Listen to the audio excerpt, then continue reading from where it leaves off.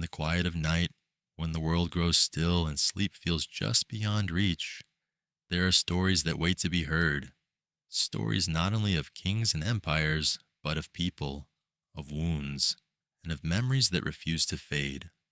Tonight, we wander into one such story, the Forgotten Uprising, how India challenged the empire's chains. It is not merely a tale of battles fought, but of lives touched by struggle, of resistance born from dignity, and of scars carried across generations. History is more than what has passed, it is what remains. The echoes of these uprisings linger in the silence of our present, reminding us that freedom is never given, only carried forward by those who dare to dream. So, rest easy and allow yourself to drift with us.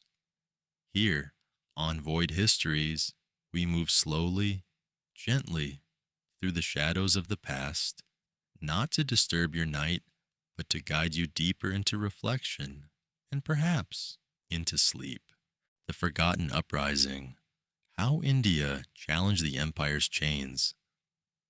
Before the empire's shadow reached the land, India moved with a rhythm as ancient as the mountains and as soft as the rivers that flowed endlessly across its plains.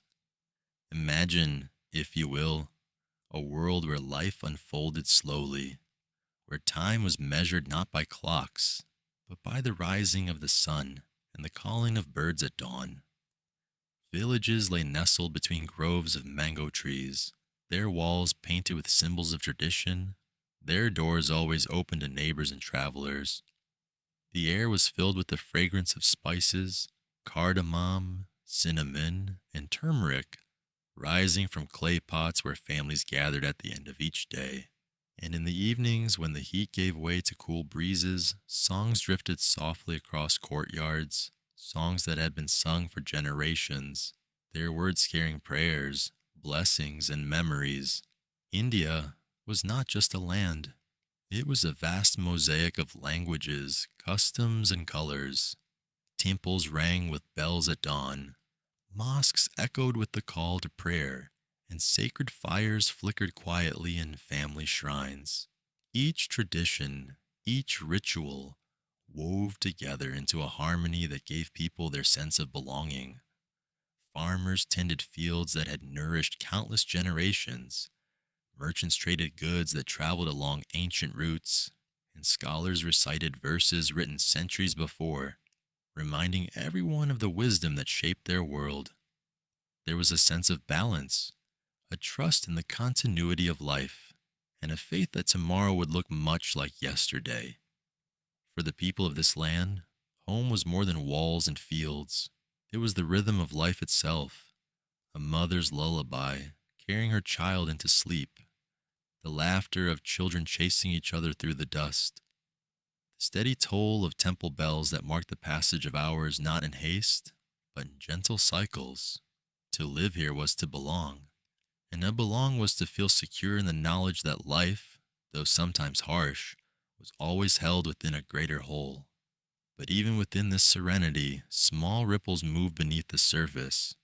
Beyond the horizon, across the seas, men studied maps of this very land. They marked its rivers, its ports, its fertile plains, and they dreamed of its wealth.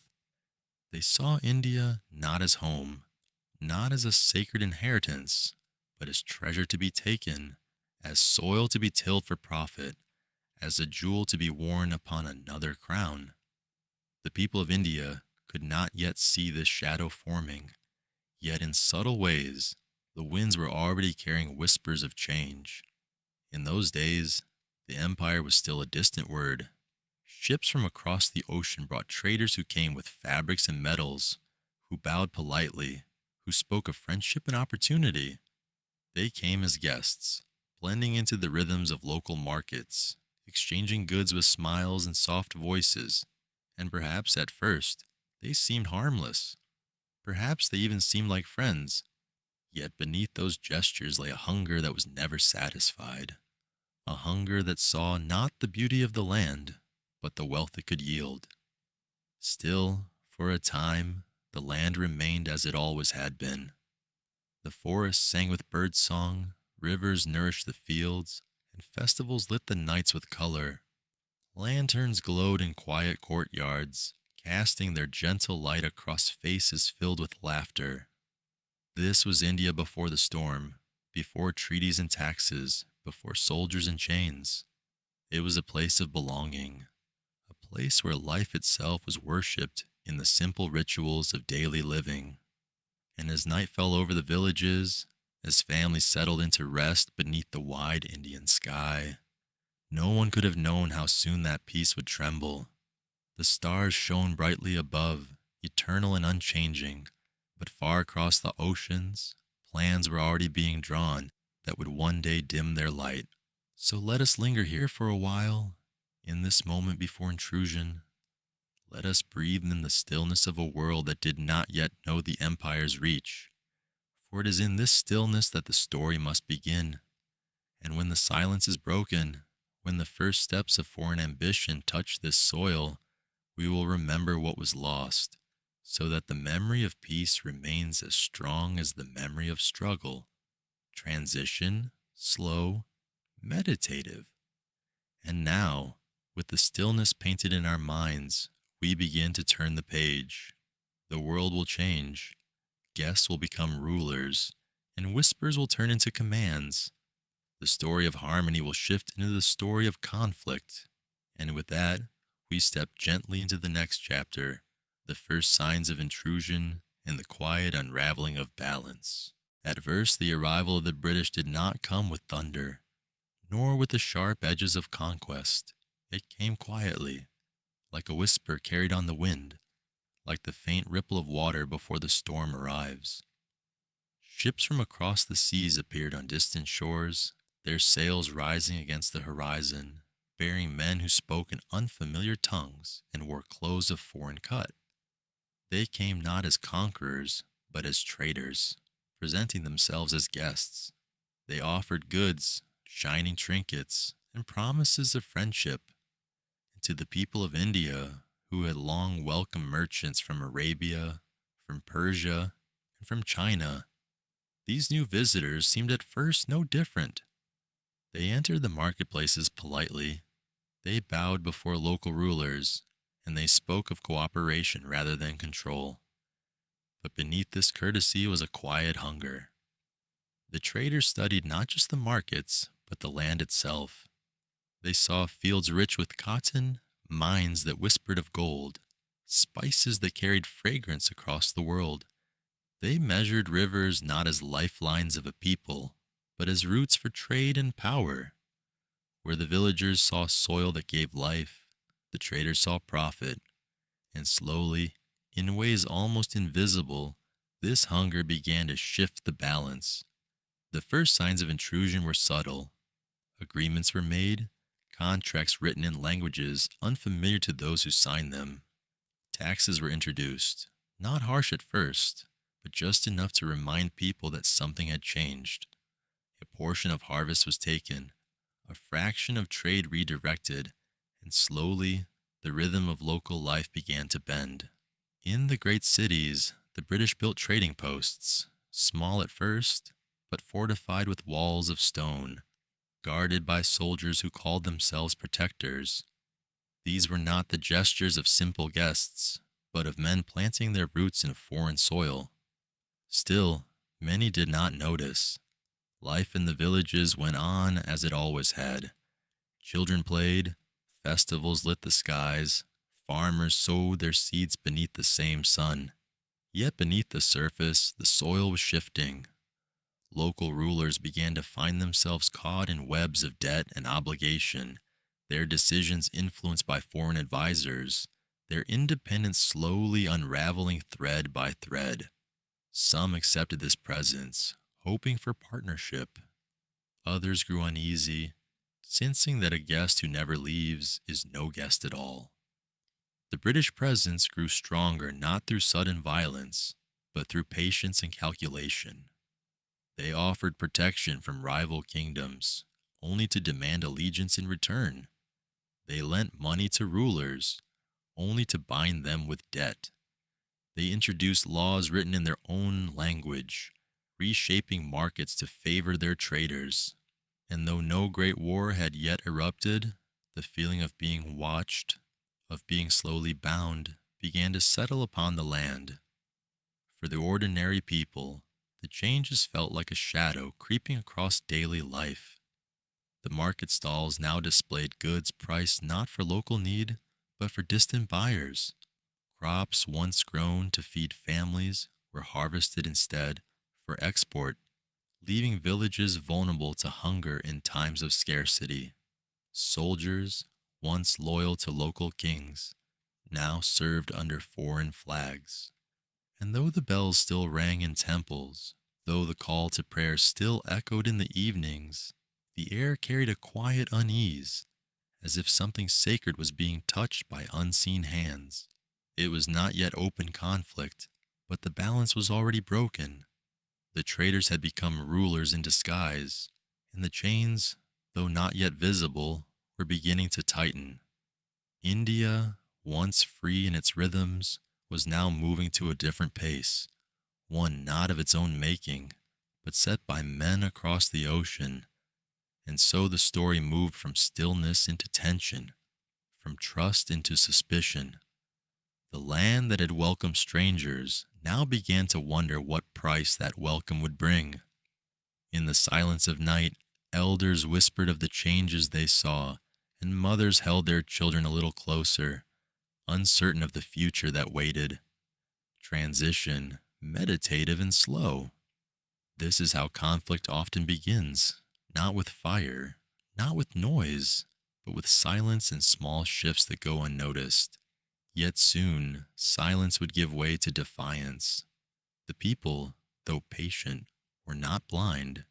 They saw the chains being woven around them, and in their hearts, resistance began to grow.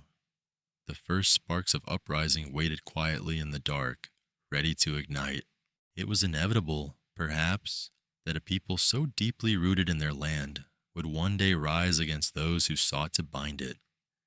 The soil of India had carried the footsteps of countless generations, each bound by loyalty to family, to community, to the sacred rhythms of life. And when those rhythms were broken, when daily bread was taken, when dignity was questioned, something stirred in the hearts of ordinary people. The whispers of unease began to take shape, turning into murmurs of defiance, and slowly, as one season gave way to another, the first sparks of resistance were lit. The uprising was not born in palaces, nor in the chambers of kings, but in the humble spaces of farmers, soldiers, and artisans. Men who once tilled the earth now questioned why their harvests were claimed by foreign hands. Soldiers who once served their own rulers began to wonder why they carried weapons for those who did not honor their gods, their customs, their families. Mothers who had watched their children go hungry began to speak in quiet anger, their grief shaping itself into courage. The resistance was not simply political, it was human. It was born of hunger, of dignity, of love for the land. And when the spark finally caught fire, it spread quickly. In towns and villages, people rose with whatever strength they had.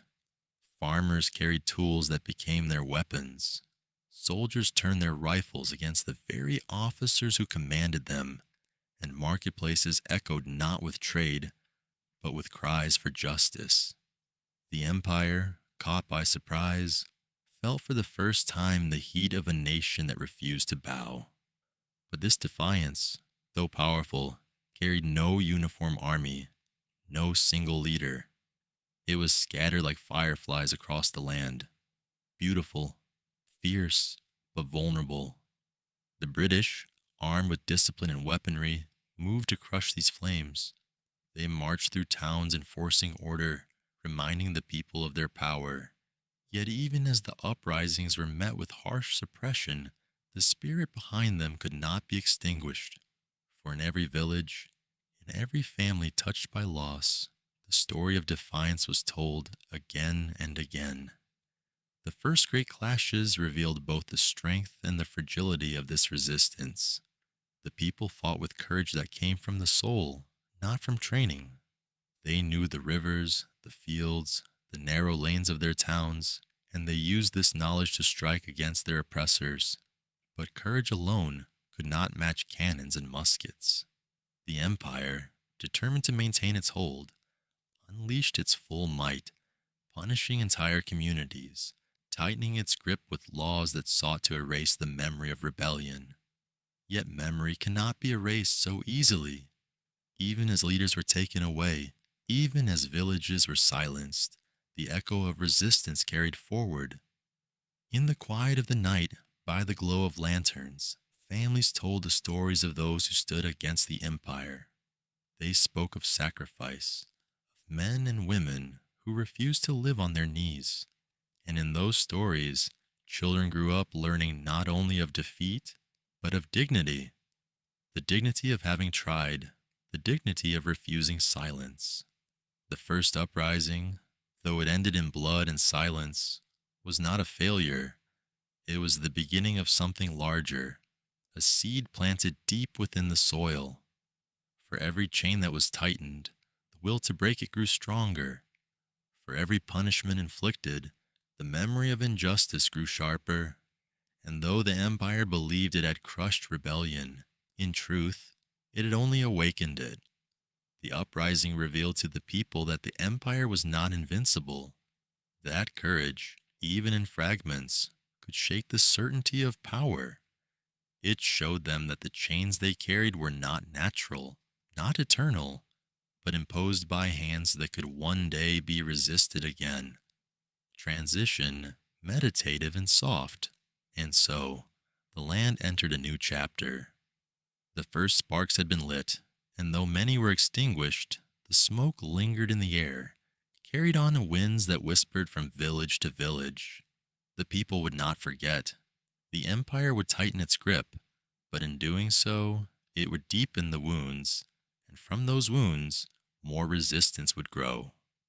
The story of struggle had only begun, and the fires of defiance, though dimmed, still glowed faintly in the dark, waiting for the moment to rise again. The uprising had shaken the empire, but it had not broken it. In the years that followed, resistance did not fade. It returned, again and again, like the tides against the shore. Each generation found itself drawn into the struggle, compelled by memories of injustice and by the simple longing to live with dignity. But the empire, vast and disciplined, answered each rebellion with force, determined to remind a proud people of their place. The wars that followed were many, scattered across regions and decades. They were not the great wars of nations with equal armies, but uneven battles fought between villagers with courage in their hearts and an empire with muskets and cannons. Time and again, the people rose. Time and again, they were pushed down. And with each defeat came treaties, documents written in a foreign tongue, signed under pressure, promising peace but delivering loss. These treaties were not crafted to heal wounds, but to deepen submission. Land was ceded, wealth was drained, and power was pulled from the hands of local rulers. Ancient kingdoms were reduced to fragments, their sovereignty chipped away with every agreement. Rulers who once sat upon thrones found themselves as mere figureheads, their decisions shadowed by foreign advisors. Where once their word carried the weight of law, now it was ink on paper that defined their power, ink that belonged to the empire. For the people, these treaties felt like invisible chains. They did not see the words on parchment, but they felt the weight in their daily lives. Taxes rose higher, trade grew restricted, and opportunities once open to them closed under the empire's control. The grain that could have fed villages was shipped across the seas.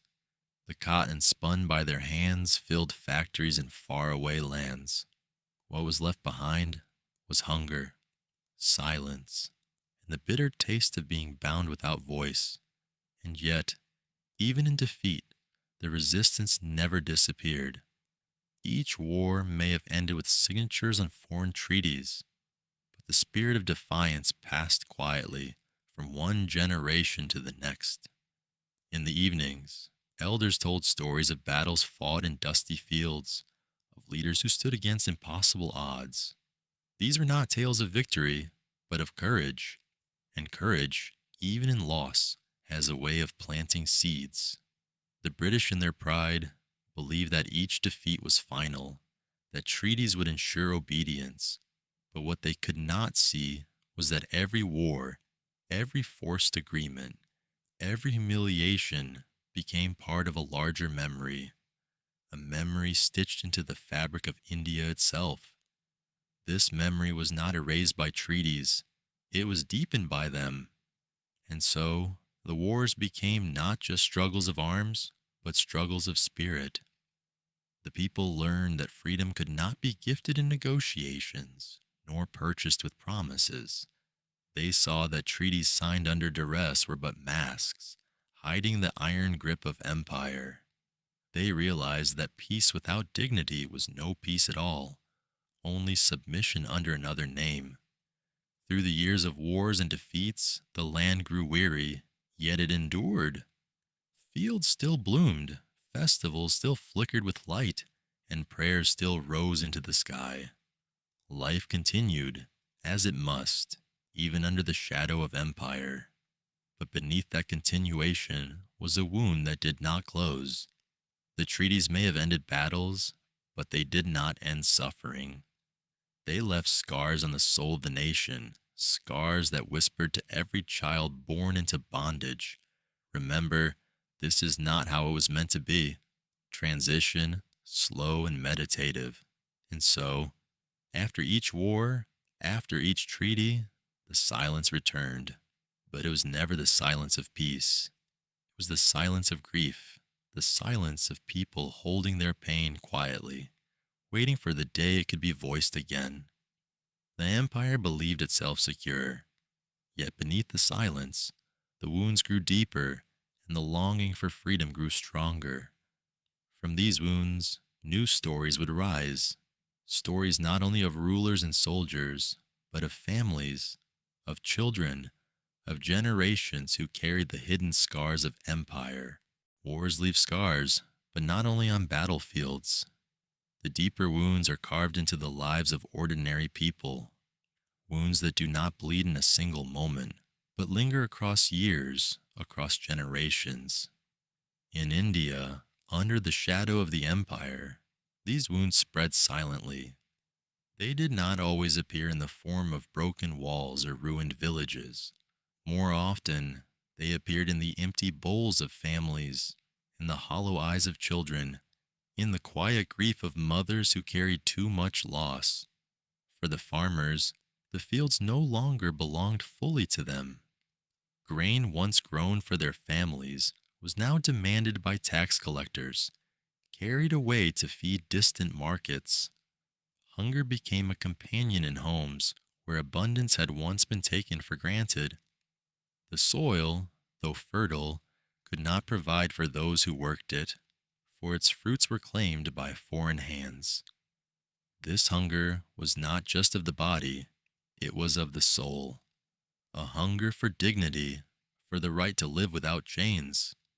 The artisans, too, felt the empire's weight. Crafts passed down through generations, textiles woven by hand, pottery shaped with care, jewelry crafted with devotion, were now pushed aside by machine-made goods brought from overseas.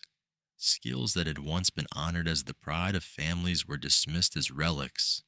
Entire communities who had lived by their crafts for centuries found themselves silenced, their artistry replaced by the demands of a market that no longer saw them. The rhythm of their lives, once steady and respected, now trembled with uncertainty. Families carried these burdens most heavily. Fathers left in search of work, often to return empty-handed. Mothers carried both grief and resilience, holding their children close against a world that seemed colder with each passing year. And the children themselves, the lost generations, grew up not with songs of pride, but with lessons in caution, learning early that their world was not their own, Schools, once places where wisdom flowed in native languages, became instruments of foreign teaching. Young minds were told stories that praised the empire, while their own histories were pushed aside, rewritten, or forgotten. This was perhaps the most painful wound, the theft not only of land and labor, but of memory. When a child is taught to see their past as weakness, to see their own people as lesser, the wound cuts deeper than hunger or poverty. It is a wound of the spirit, shaping generations who carry doubt within themselves, who question their own worth. Yet even in this silence, resistance took quieter forms. Grandmothers whispered the old stories at night, even when schools spoke otherwise. Fathers taught their children the songs of their ancestors, even when foreign words filled their lessons. Mothers reminded them of the prayers and customs that had held families together for centuries. The empire could reshape laws, rewrite histories, and silence leaders, but it could not fully erase the memory carried in the heart of a people. Still, the cost was heavy. A whole generation grew under the shadow of loss. Their lives, which should have been filled with possibility, were marked instead by scarcity and fear. Many never knew what it meant to live freely, for they were born into chains they did not choose. And yet, within this sorrow, seeds of strength were also planted. For every child who grew up with grief, there was also the quiet flame of longing, the dream that one day life might return to the dignity their ancestors had known. The wounds of empire were not only physical or political, they were intimate, woven into daily existence. They lived in the sigh of a mother putting her child to bed without enough food, in the silence of an artisan who no longer had buyers for his craft, in the gaze of a student who wondered why his history was not told in his own voice.